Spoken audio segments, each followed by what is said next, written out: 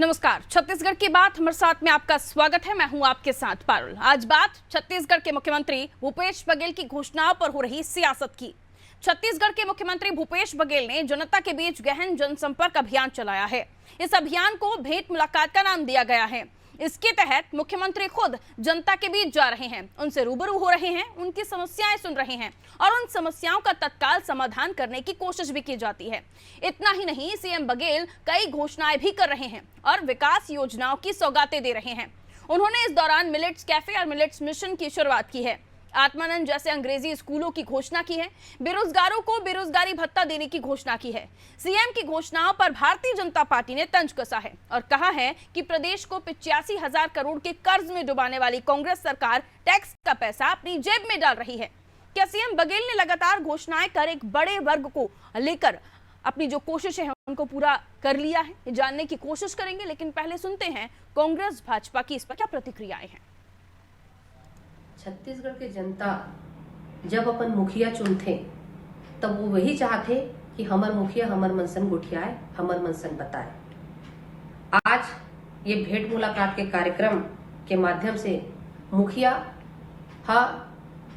कथे कि प्यासा पानी तक पहुंचना चाहिए, लेकिन यहाँ पानी प्यासा तक पहुंचे हैं। आज हमर मुखिया स्वयं होकर के अंतिम छोर के व्यक्ति तक पहुंचे हैं और मैं समझता हूं कि ऐसे मुखिया ला पाके पूरा छत्तीसगढ़ गदगद हो गए और ऐसे मुखिया ला आने वाला चुनाव में भी, जो होने वाला 2023 के चुनाव है, एमे भी पूरा झारा झारा हमर छत्तीसगढ़िया मन ओला वोट दी और आने वाला समय में हमर मुखिया ला फिर से चुन के लाही। काबर की ये किसान के बेटा है, छत्तीसगढ़ के माटी पुत्र है, छत्तीसगढ़ के अस्मिता बर लड़ते, छत्तीसगढ़ के स्वाभिमान बर लड़ते और छत्तीसगढ़ के इंसान बर लड़ते। ऐसे मुखिया ला स्वाभाविक है कि आने वाला चुनाव में ये भेंट मुलाकात के तहत भी उमला लाभ मिली। कोई बहुत बड़ी घोषणाएं भेंट मुलाकात में मुख्यमंत्री नहीं कर रहे हैं, छोटी छोटी घोषणाएं हैं। और एक मुख्यमंत्री जाकर के ऐसी इतनी छोटी छोटी घोषणाएं, जनता पार्टी को कोई प्रभाव नहीं पड़ने वाला है ना जनता के बीच प्रभाव। आप ये सोचिए कि एक मुख्यमंत्री ये कहता है कि मैं राशन कार्ड नहीं बना सकता, मैं गरीब को मकान नहीं दिला सकता, ये सेंट्रल गवर्नमेंट का काम है। तो ऐसा निरीह मुख्यमंत्री जो है छत्तीसगढ़ को मिला है, जो सिर्फ वाक युद्ध में जो है पारंगत है, सिर्फ वाक वीर है, ये सिर्फ बयान वीर है और कागज वीर है। कागज में ये सरकार चल रही है और कहीं भी जो है ये सरकार काम नहीं कर रही। तो बीजेपी के कई सारे आरोप हैं और उन आरोपों को भी समझने की कोशिश करेंगे और साथ ही सत्ता पक्ष का क्या जवाब है इस पर जानने की कोशिश होगी। लेकिन उन मेहमानों से मिल लीजिए जो हमारे साथ चर्चा में जुड़ रहे हैं। रुपेश दुबे प्रवक्ता हैं कांग्रेस के, हमारे साथ जुड़े हैं। रुपेश दुबे जी, स्वागत करती हूँ आपका। प्रवीण साहू प्रवक्ता है भारतीय जनता पार्टी के, हमारे साथ जुड़े हुए हैं, आपका भी स्वागत। के शर्मा साहब वरिष्ठ पत्रकार हैं, बहुत अच्छे राजनीतिक विश्लेषक, छत्तीसगढ़ से हमारे साथ बने हुए। शर्मा साहब, आपका भी स्वागत करती हूँ। शर्मा साहब, भेंट मुलाकातों का दौर छत्तीसगढ़ में चल रहा है। मुख्यमंत्री भूपेश बघेल जन जन तक पहुंच रहे हैं, योजनाएं घोषणाएं हैं, लेकिन उसके तरफ जनता से मुलाकात करके उनकी परेशानियों को समझते हैं। लेकिन बीजेपी का ये कहना है कि राज्य को कर्ज में डुबा दिया है और तमाम तरह के आरोप। क्या समझाएंगे आप इस पर हमारे दर्शकों को? शर्मा जी, आवाज मिल रही है आपको मेरी? शर्मा जी को आवाज नहीं मिल रही है, चेक कर लीजिए, मैं लौट रही हूं आपके पास शर्मा जी। इससे पहले मैं कांग्रेस के पास जा रही हूं। रुपेश जी, क्या कहेंगे आप? जो आरोप हैं उनको लेकर आपके पास क्या जवाब है? क्योंकि एक तरफ आप लोग दावा कर रहे हैं कि तमाम योजनाएं घोषणाएं जिससे जनता को फायदा मिल रहा है और दूसरी तरफ बीजेपी का कहना है कि राज्य को कर्ज में डुबो दिया। पारुल जी नमस्कार। जब से छत्तीसगढ़ में कांग्रेस की सरकार आई है, भूपेश बघेल जी के नेतृत्व में समग्र कार्य योजना के साथ विकास की अविरल धारा छत्तीसगढ़ में बह रही है। और रही बात भाजपाई कर्ज की बात करते हैं, अरे भारत देश में जब भाजपा की सरकार आई तो मात्र 55 लाख करोड़ कर्ज था। आज 153 लाख करोड़ कर्ज लेकर के भारत सरकार खुद चल रही है। प्रति व्यक्ति भारत देश के व्यक्ति के ऊपर 1 लाख से अधिक का कर्ज भाजपा के 9 वर्षीय नरेंद्र मोदी की सरकार ने थोप दिया है। और छत्तीसगढ़ में सांस्कृतिक गतिविधियां, साहित्यिक गतिविधियां, और तो और छत्तीसगढ़ की जो खेल संस्कृति थी उनको भी माननीय भूपेश बघेल जी ने संवारा है, संधारा है। और सबसे महत्वपूर्ण बात, जितनी घोषणाएं कांग्रेस ने अपने घोषणा पत्र में की थी, किसानों का कर्जा माफ, बिजली बिल हाफ और 2500 में धान खरीदी, तब सभी घोषणाएं आज धरातल पर लागू है। तेंदुपत्ता मानकों को 4000 रुपए प्रति मानक दर से उनको भुगतान किया जा रहा है। आदिवासियों की जमीन है और सबसे साहसी मुख्यमंत्री छत्तीसगढ़ के हैं पूरे भारत देश में, जो काम करने के बाद आम जनता के सामने जाकर के उन योजनाओं के बारे में उनसे पूछ रहे हैं, उनसे अनुभव ले रहे हैं और तात्कालिक रूप से जो वहां की आवश्यकता महसूस की जा रही हो, चाहे चिकित्सा के रूप में हो या शिक्षा के रूप में हो, बच्चियों को वहां पर तत्काल सौगात दे रहे हैं। और वहां कोई प्रायोजित नहीं है, ये साहसी मुख्यमंत्री जी और विकास की संकल्पित कांग्रेस पार्टी की नेक नीति के कारण संकल्पित है। 15 वर्षीय भाजपा कार्यकाल ने तो कभी भी भेंट मुलाकात जैसे कार्यक्रम करने का साहस भी नहीं कर सके, ये क्या बात करेंगे। प्रवीण साहू जी, क्या कहना चाहेंगे आप इस पर? उनका कहना है कि केंद्र सरकार ने तो देश में इतना कर्ज कर दिया है, आप राज्यों की बात कर रहे हैं, और राज्य में अगर कर्ज लिया है तो उन्होंने कितनी सारी योजनाएं संचालित की हैं जो धरातल पर चल भी रही हैं, और उसके अलावा छत्तीसगढ़ की संस्कृति को भी आगे लाने का काम किया है। सबसे पहले मां भारती को नमन करता हूँ, छत्तीसगढ़ को प्रणाम करता हूँ और आपके जितने सम्मानित दर्शक हैं सभी को प्रणाम। देखिए, हमारे मुख्यमंत्री आदरणीय भूपेश बघेल जी घोषणावीर है और जो उनका भेंट मुलाकात कार्यक्रम है उसके बारे में रुपेश दुबे जी ने, सम्मानित रुपेश दुबे जी ने बिल्कुल कह दिया कि प्रायोजित है। देखिए, चोर की दाढ़ी में तिनका होता है, खुद जान रहे हैं। मैं वही बारी से सर, बारी से रुपेश जी पूरा होने दीजिए, फिर उसके बाद वापस जवाब दीजिए। चोर की दाढ़ी में तिनका होता है, यदि नहीं होता तो आपको एक शब्द प्रयोग नहीं करना पड़ता कि ये प्रायोजित नहीं है। आप जानते हैं कि प्रायोजित है। और एक वीडियो काफी वायरल हो रहा है कि जिस प्रकार एक आंगनबाड़ी की कार्यकर्ता को पहले सिखाया जाता है कि मुख्यमंत्री जी क्या क्या प्रश्न पूछेंगे एग्जैक्ट, और वही हूबहू प्रश्न जो है मुख्यमंत्री जी अपने भेंट मुलाकात के प्रश्न में पूछते हैं। और रही बात अर्थव्यवस्था की, मैं बताना चाहूंगा कि 9 साल के मोदी जी के कार्यकाल में जब 2014 में मोदी जी सत्ता पर आए तब भारत की अर्थव्यवस्था जीडीपी के आंकड़ों में $2 ट्रिलियन थी। वर्तमान में वो हो चुकी है लगभग $4.25 ट्रिलियन। तो केवल 9 वर्षों में लगभग दुगुना अर्थव्यवस्था कर देना, यही तो अर्थव्यवस्था है मोदी जी की, जो है ना अर्थनीति है, जो कहीं ना कहीं हमें अर्थव्यवस्था में 5वीं बड़ी अर्थव्यवस्था बना दी। 9 वर्षों में 50 साल से अधिक आपने इस देश को राज्य किया, आपने केवल और केवल ना अपना ही झोली भरा, चाहे बोफोर्स घोटाला हो, चाहे आदर्श घोटाला हो, अनेक घोटालों में माध्यम से आपने केवल और केवल अपने जेब भरे हैं। जब देश का पैसा एक रुपया अगर जनता के पास 1 रुपया पहुंच रहा है, इनको तकलीफ हो रही है। आदरणीय राजीव गांधी जी कहते थे जब वो 1 रुपये केंद्र से भेजते हैं तो 85 पैसा तो गायब हो जाता है, केवल 15 पैसा जो है कहीं ना कहीं लाभकारी को पहुंचता है। तो ऐसे भ्रष्टाचार करने वाले पार्टी को जब विकास हो रहा है, कि जिस छत्तीसगढ़ को लेकर हम चर्चा कर रहे हैं, क्या आपको दिखाई नहीं दे रहा है, आप देखना नहीं चाह रहे हैं कि छत्तीसगढ़ में क्या हो रहा है? आप बिल्कुल इनकार कर देंगे कि कुछ नहीं हो रहा है? बिल्कुल, देखिए विकास कहाँ क्या हो रहा है सबको मालूम है कि शराब में घोटाले हो रहे हैं, अफसरशाही हो रहे हैं। कुछ दिन पहले की ये बात है कि एक सामान्य सा फूड इंस्पेक्टर अपने 1 लाख के मोबाइल के लिए 21 लाख लीटर पानी बहा देता है, जिस जो 1500 एकड़ को सिंचित कर सकता है। सुनने की क्षमता रखिए। मैंने आपके बारे में बिल्कुल नहीं कहा है ना, मालूम है कि मैं सच कहूंगा आपको तकलीफ होगी, आपके पार्टी तकलीफ होगी, मुझे मालूम है कि आपको तकलीफ हो रही है, चाहे शराब घोटाला हो, चाहे चावल घोटाला हो। मैं तो बताना चाहूंगा कि इन्हीं के बहुत बड़े नेता बृहस्पति सिंह जी खुद एक बैंक कर्मी को सरेआम थप्पड़ मारते हैं, और तो और बृहस्पति सिंह जी टीएस सिंहदेव पर हत्या का आरोप लगाते हैं। आदरणीय लखमा जी क्या कहते हैं कि आपको बड़ा नेता बनना है तो कलेक्टर और एसपी के कॉलर पकड़ो। ये सब कहीं ना कहीं दाग है जिनको छुपाने के लिए आदरणीय भूपेश बघेल तो जनता के पास जाना पड़ रहा है। भाई ये कैसे छुपाएंगे अपने काले कारनामे? इतना बड़ा घोटाला हो रहा है, चाहे शराब का हो चाहे चावल का हो, है ना। लोगों के जो पैसे हैं, जो हित के पैसे हैं, वो कोई लोग कहीं ना कहीं डकार रहे हैं, अपनी जेब में भर रहे हैं। उस कमी को और जो जनता की जो कहीं ना कहीं मांग है उसको पूरी नहीं कर पा रहे। शर्मा जी, आवाज मिल रही है आपको? जी पारुल जी। शर्मा जी, क्या समझाएंगे आप हमारे दर्शकों को कि एक तरफ जनता के बीच पहुंच रहे हैं मुख्यमंत्री भूपेश बघेल और दूसरी तरफ आरोप प्रत्यारोप और इसी के साथ ये कि सरकार कर्ज में डुबा रही है राज्य को, इस पर आप क्या बताएंगे? निश्चित रूप से जो भी घोषणाएं जन घोषणा पत्र में थी, उसके बाद जो बजट में घोषणा, उसके बाद तीसरी घोषणा है जो भेंट मुलाकात के दौरान 85 से ज्यादा विधानसभा में हो गया है और 215 गांव में हुए हैं और 1624 घोषणाएं टोटल की है और 100 मंदिरों में मुख्यमंत्री इस दौरान गए हैं। तो ये तीनों चीजें बताती है कि यह हिंदुत्व के प्रति लेकर के जिस तरह से आगे बढ़ रहे हैं, वो मंदिरों में 100 मंदिरों में गए, वो दिखा रहा है। घोषणाएं 1624 घोषणाएं जो हो चुकी अब तक भेंट मुलाकात के दौरान, इसके क्रियान्वयन की मॉनिटरिंग सीएम हाउस से हो रही है। और सीएम हाउस, ये सब छोटी छोटी घोषणाएं, कहीं कॉलेज की मांग है, कहीं सड़क की मांग है, कहीं नाली की मांग है, सामुदायिक भवन, समाज प्रमुखों से हर भेंट मुलाकात के बाद जो मुलाकात हुई उसमें सामुदायिक भवन की बात, तो मॉनिटरिंग लगातार हो रही है। ऐसी कोई घोषणा नहीं लगती कि जिसका मुझे नहीं लगता कि ये चुनाव के पहले नहीं हो पाई। यदि ऐसी स्थिति बनती है, ये घोषणाओं की सूची में 1600 बता रहा हूं, ये तो जन घोषणा पत्र दिखा रहे हैं। जन घोषणा पत्र में जो जितनी भी क्रियान्वयन हुए हैं ये कांग्रेस के पक्ष में जाएगा, और जो घोषणाएं नहीं हुई, जैसे शराबबंदी की बात करें, जिसको आज रमन सिंह ने कहा हम अपने घोषणा पत्र में शामिल करेंगे, तो ये दूसरी चीज, जिन लोगों के साथ उन्होंने भोजन किया भेंट मुलाकात, उनके साथ एक एक संभाग करके भोजन शुरू हो चुका है। कल रायपुर का था, आज सरगुजा था, सब उसमें देख रहे हैं।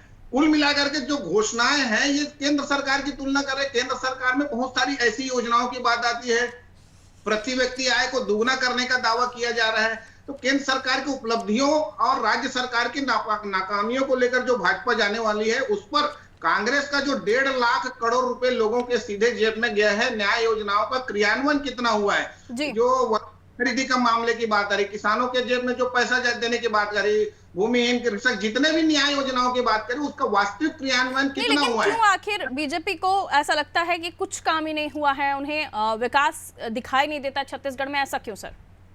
देखो, बीजेपी को दिखाई से नहीं, जनता को, उस गांव की जनता को क्या बेरोजगारी की क्या स्थिति है, रोजगार यदि 1% से कम है, 0 है, ये तो जनता गांव में देख रही है कि गांव में, मेरे गांव में कितने लोगों को रोजगार मिला है, मेरे गांव में कितने सड़क, नाली, पानी, बिजली। मतदाताओं को तय करना है कि उनके यहाँ विकास की दिशा में क्या काम हुए हैं और सरकार की क्या योजना है। और इसका आंकलन अगर हमारे दर्शक करना चाहें तो आप क्या बताएंगे? जब मुख्यमंत्री पहुंचते हैं, भेंट मुलाकात का दौर होता है, तो वहां पे लोग उनसे मुलाकात करते हैं, किस तरह से आंकलन किया जा सकता है कि जनता में उनका जनता के बीच लोकप्रियता उनकी क्या है, क्या समर्थन मिल रहा है जनता का? भाजपा ने, पारुल जी, आप देखेंगे कि आधारभूत संरचना विकास की दिशा में ज्यादा काम किया। सबसे बड़ी बात नया रायपुर का निर्माण की बात करें, लेकिन वहां कुछ विधानसभा क्षेत्र में भी वो जीत नहीं पाए। लेकिन कांग्रेस इसको ग्रामीण क्षेत्र में लेके गई। ग्राम स्वराज अभियान, जो राष्ट्रपिता महात्मा गांधी के सपने की बात करें, उस दिशा में आगे बढ़ के गाँव में जो गोठानों की स्थापना हुई, अब रूरल इंडस्ट्रियल पार्क के लोग, तो गाँव में के लोगों को वही रोजगार देना, उसको उद्योग के रूप में बढ़ाना और किसानों को पर्याप्त आमदनी देना, जो दोगुना करने की बात केंद्र सरकार कही थी, उसकी स्थिति क्या है? और जो अभी स्थिति जो छत्तीसगढ़ में है, क्या उतना समर्थन मूल्य से ज्यादा दे रहे हैं, वो बेहतर है? न्याय योजनाओं का के पास है कि ये तमाम विषय आगामी विधानसभा चुनाव में। प्रवीण जी, छोटी सी प्रतिक्रिया, उसके बाद मैं रुपेश जी के पास जा रही हूँ। पारुल जी, मैं बताना चाहूंगा सम्मानित दर्शकों को कि पॉइंट नंबर 14, ये घोषणा पत्र में लिखा है कि शराबबंदी करेंगे, यहाँ तक बस्तर सरगुजा क्षेत्र में भी करेंगे। शराबबंदी की बात की थी उन्होंने, हाथ में गंगा जल लेकर। सनातन धर्म में गंगा जल का क्या महत्व है सबको मालूम है, और आज कहते हैं कि कमेटी बनाएंगे, और यहाँ तक लखमा जी कहते हैं मैं शराबबंदी होने नहीं दूंगा। ये तो प्रत्यक्ष रूप से प्रमाण है कि सत्ता और संगठन में कोई भी सामंजस्य नहीं है। इस प्रकार से घोषणा पत्र में अनेक विषय है। आप महिला, पारुल जी, पॉइंट नंबर 10 लिखा है कि महिला सुरक्षा के लिए प्रतिबद्ध। आप जानती है कि रायपुर राजधानी में गुढ़ियारी में एक लगभग 15 से 16 साल की बालिका पर एक लिस्ट मैं भी लेकर बैठी हूं, जो आपकी सरकार, आपके शासनकाल के 15 सालों के घोटाले, गुढ़ियारी में घोटाले की बहुत बड़ा, मैं वही बता रहा हूं कि 15 साल लेकर बैठी हूं, क्योंकि आप अगर राजनीतिक चश्मे से अगर आप छत्तीसगढ़ के विकास को देख रहे हैं तो सही गलत पूछना चाहूंगा, सामाजिक तौर पर भी आप देखकर बताइए कि लोकपाल बनाएंगे। कहां है लोकपाल? नहीं, ई टेंडरिंग घोटाले की बात नहीं करेंगे हम, बारदाना घोटाले की बात नहीं करेंगे हम एक्सप्रेसवे घोटाला, केनाल लिंक रोड घोटाले की बात नहीं करेंगे हम, अंतागढ़ टेप कांड की बात नहीं करेंगे हम, नसबंदी अखफोड़वा की बात नहीं करेंगे हम। मैडम, आप जो घोटाले की बात कर रहे हैं, कई सारे ऐसी भी चीजें हैं, उनसे इतर हमें सियासत से परे जनता के लाभ के बारे में भी कई बार सोचना चाहिए। माना कि चुनाव है, लेकिन चुनाव के समय पर हम सिर्फ सियासत ही करेंगे। आप जिन विषयों की बात कर रहे हैं, मैं तो चुनौती देता हूं लाइव चैनल पर, आपके सम्मानित चैनल पर चुनौती देता हूं रुपेश जी को कि आपकी सरकार है, आपकी सत्ता है, अगर घोटाले लगते हैं तो जांच करा लीजिए। एक बड़ा घोटाला, नान घोटाला की बात करते हैं, जिस अधिकारी को लोग आरोपी बनाए थे उस समय, है ना, अब वर्तमान में उसी अधिकारी को बड़ा पद दे रहे हैं, तो इनका दोहरा चरित्र तो ऐसे दिख जा रहा है। इसलिए मैं चुनौती देता हूं कि जो भी घोटाले हैं आप जांच करा लीजिए, है ना। आप शराबबंदी करके दिखाइए। आपने अपने जन घोषणा पत्र में कहा है कि आप 10 लाख लोगों को बेरोजगारी भत्ता देंगे। आपने विधानसभा शराबबंदी पर ही पकड़ी जाती है रुपेश जी, कहिए। मैं वही कह रहा हूँ कि आपने विधानसभा में कहा कि 18 लाख। आपके तमाम सवाल हो गए, अब जवाब सुनते हैं जी। पारुल जी, भाजपा अज्ञानता के साये में है, और गुटबाजी की चरम पर है। ये घोषणा पत्र को पढ़ना नहीं चाहते। और प्रवीण जी, आज 4.5 साल हो गए हैं और बार बार शराबबंदी पे गंगा जल को हाथ में रखकर कसम खाने की बात करते हैं। ये अज्ञानी नहीं जानते कि गंगा जल को हाथ में रख करके हमने किसानों के कर्जा माफ करने की कसम खाई थी। और आज मैं लाइव चैनल पे पूछता हूँ, शराबबंदी होगी कि नहीं होगी? लाइव चैनल पे पूछ रहा हूँ आपसे, कब होगी शराबबंदी? बोल दीजिए झूठा है, बोल दीजिए जन घोषणा पत्र झूठा है, बोल दीजिए जन घोषणा पत्र झूठा है। जी मेरी बात सुन लीजिए आप बार बार पॉइंट नंबर 14 पॉइंट गलत है, बोल दीजिए। जिस प्रकार से कार्रवाई हुई, पॉइंट नंबर 14 शराबबंदी बोल दीजिए, नहीं कहा है आपने। कमांडो के नाम पर, भारत वाहिनी के नाम पर जो आपने महिलाओं के साथ शोषण किया, उसकी खामियाजा आप 14 सीटों पर भुगत रहे हैं। और मेरी बात सुन लीजिए, आप चैलेंज देने की बात करते हैं, अहंकार मत रहिए, काट के हंडी बार बार नहीं चढ़ती है। बात सामने आई है, आपने पहले धर्म के नाम पे राजनीति की, भगवान राम के राजनीति की, और उसके बाद बजरंग बली। 2007 के बाद आप देख लीजिएगा, आपके बड़े नेता सुप्रीम कोर्ट में बकायदा हलफनामा देते हैं कि प्रभु श्री राम, मां सीता और सुन लीजिए जी, तुलसीदास जी, सबके सब काल्पनिक किरदार है। खिलवाड़ किया था। पहले तय कर लीजिए कि कौन से कांग्रेस में आप है। एक तरफ आपका शीर्ष नेतृत्व कहता है कि श्री राम जी, मां सीता काल्पनिक किरदार है, और आप श्री राम जी की बात करते हैं। या तो वो कांग्रेस अलग है, या तो जिस कांग्रेस में आप है वो अलग है। पहले तय कर लीजिए आप लोग कौन से कांग्रेस में है। साक्षात कार्यक्रम होता हुआ देख रहे हैं ना प्रवीण जी, अब बयानों से जो साक्षात तस्वीर दिख रही है उसको हम डिनाई नहीं कर सकते। शीर्ष नेतृत्व अलग था, आंखें बंद नहीं कर सकते आप उस कार्यक्रम को देखकर। 15 वर्षीय घोषणा पत्र जो को संकल्प पत्र का नाम देते थे, उसको निकाल के देख लीजिए। आदिवासियों को चरण पादुका दिया। ये दिख रहा है। शराबबंदी कहाँ हुई बताइए? 10 लाख लोगों को बेरोजगारी भत्ता कहाँ दिया है बताइए? नक्सल समस्या आप खत्म कर देंगे बोले हैं, ये देखिए पॉइंट नंबर 22, कहाँ है नक्सल समस्या का समाप्ति बताइए? आपके गजराज योजना आपने कहा था, लोकपाल की स्थापना करेंगे, आपके जन घोषणा पत्र लिखा है। मैं आपको बता भी एक बात बताइए प्रवीण जी, एक बात बताइए, लागू हो गई? 15 साल वर्सेस हम 4.5 साल रखें तो जिम्मेदारियां किसकी ज्यादा थी? शराबबंदी ये जो आप कह रहे हैं, ये किसको पहले कर देना चाहिए था? काम किया जनता जानती है पारुल जी। इन लोगों ने झूठे वादे किए जिसके भ्रम में जनता आ चुकी है। लेकिन मैं बताना चाहूंगा कि काट की हंडी बार बार नहीं चढ़ती है। शराबबंदी की बात 15 साल बाद अगर आप 4.5 साल के वक्त में कांग्रेस की कह रहे हैं तो ये पिछली बार का भी दोहराइए। बार बार रुपए जी स्वीकारी चुनौती को बताइए, कब बात करेंगे शराबबंदी? केवल कमेटी बनाकर अपने पल्ला मत झाड़ लीजिए। बताइए शराबबंदी कर पाएंगे कि नहीं कर पाएंगे? और दूसरा, ये बात आपने क्या लखमा जी से पूछा था कि नहीं पूछा था कि आप शराबबंदी करेंगे?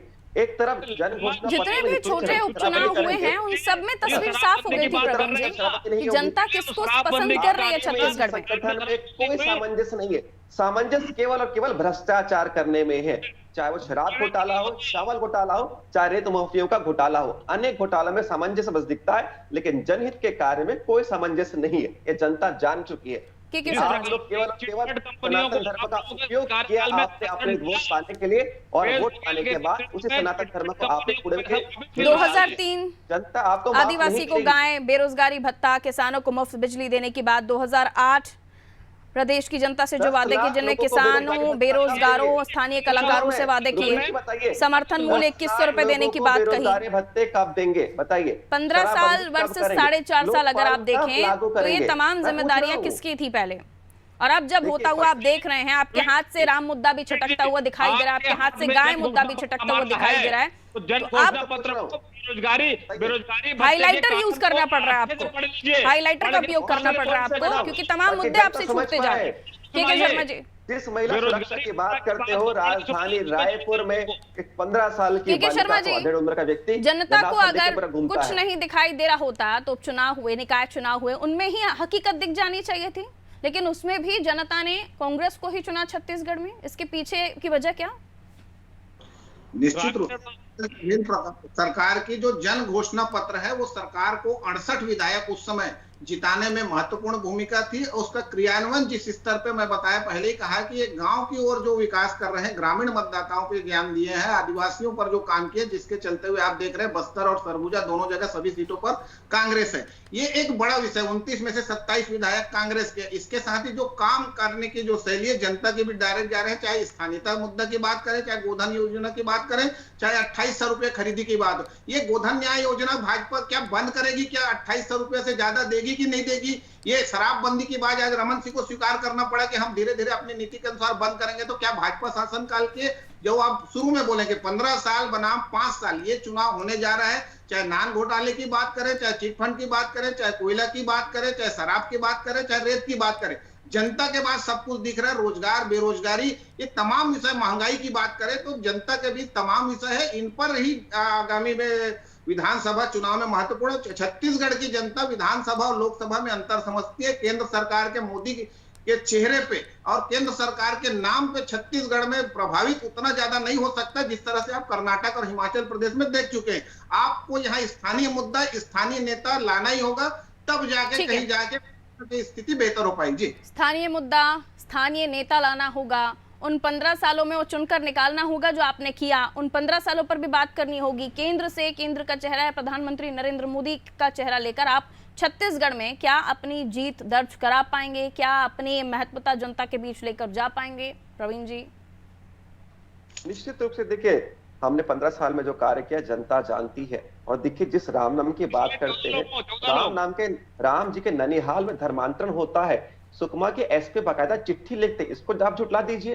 देखिए, सुकमा के क्षेत्र में एक विधर्मी जो है गौ मांस खाते हुए चैलेंज करता है कि आपको जो करना है कर लीजिए। ये साहस कौन दे रहा है बताइए? और यहाँ तक दुर्गामी क्षेत्र में, दंतेवाड़ा बस्तर के क्षेत्रों में भाजपा के कार्यकर्ताओं की टारगेट किलिंग होती है। ये क्या प्रदर्शित करता है कि कांग्रेस डर गई है भाजपा के कार्यकर्ताओं से और कहीं ना कहीं पॉलिटिकल संरक्षण दे रही है गलत काम करने वालों को। देखिए, छत्तीसगढ़ धान का कटोरा है, यहाँ के किसान हमारे अन्नदाता है। भूपेश बघेल जी का एक सूक्ति वाक्य है, उन्हीं के चावल का घोटाला करोगे। सुन लो, मेरी बात सुन लो। किसानों के माथे पे ना हो कर्ज, इसलिए निभा रहा हूं फर्ज। और किसानों के भुगतान के लिए, उनको सुख समृद्धि से ग्रामीण अर्थव्यवस्था को मजबूत करने के लिए यदि कर्ज लेकर के सरकार हम काम कर रहे हैं, उसमें भाजपा को पीड़ा क्यों? छत्तीसगढ़ की ग्रामीण अर्थव्यवस्था मजबूत हुई है, महिलाएं कब होगी, युवा वर्ग कब होगी, महिलाएं सुरक्षित कब होंगी? पे हम काम कर रहे हैं। 10 लाख बेरोजगारी भत्ता कब मिलेगा? 10 लाख लोगों को बेरोजगारी भत्ता कब मिलेगा? बहुत बहुत शुक्रिया आप सभी का हमारे साथ चर्चा में जुड़ने के लिए। वक्त हमें इतनी इजाजत देता था। बहुत बहुत शुक्रिया आप सभी हमारे साथ जुड़े। तो हम बात कर रहे थे छत्तीसगढ़ की, जहां अलग अलग मुद्दे हैं जिनको लेकर चर्चा है। भारतीय जनता पार्टी सरकार को घेरने की कोशिश कर रही है, लेकिन सरकार की तरफ से भी तमाम योजनाएं और तमाम घोषणाएं जो धरातल पर भी साकार हुई हैं उनको भी लेकर जाया जा रहा है। लेकिन उसके इतर ये भी कि आरोप प्रत्यारोप के इतर, सियासत के इतर ये भी देखना होगा कि जनता को वाकई फायदा हो रहा है। और जनता को फायदा ना होता तो जनता के बीच पहुंच नहीं पाते मुख्यमंत्री भूपेश बघेल। वो जा रहे हैं, जनता का समर्थन उन्हें मिल रहा है और वहां पर भी घोषणाएं कर रहे हैं। और उसके अलावा ये भी कि जितने भी अभी तक चुनाव छोटे हुए हैं, उपचुनाव हुए हैं, उनमें भी विजय हासिल की है कांग्रेस ने। और इसके अलावा अगर आप देखें तो जनता के बीच पहुंचकर जब भूपेश बघेल योजना और घोषणाओं का जिक्र करते हैं तो जनता में भी उत्साह दिखाई देता है। इसे आप नकार नहीं सकते। दीजिए इजाजत, रखिए अपना ख्याल। नमस्कार।